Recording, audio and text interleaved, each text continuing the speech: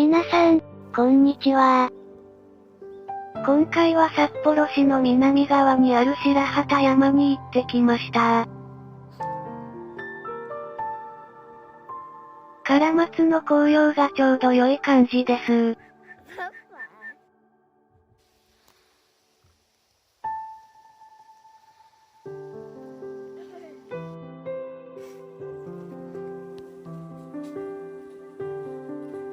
唐松林を抜けると広葉樹、トドマツの森になります。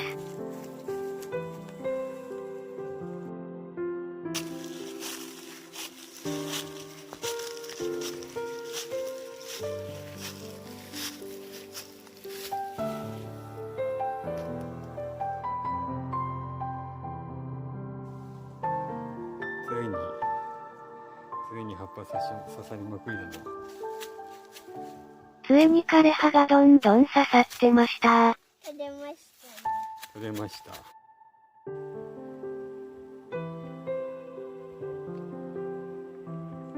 山頂の尾根沿いを進みます。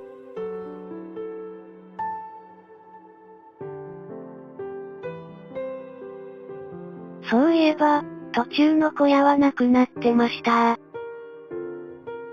ここからは一気に下りです。遠くに札幌の街並みが見えますが、スマホでは撮影できませんでした。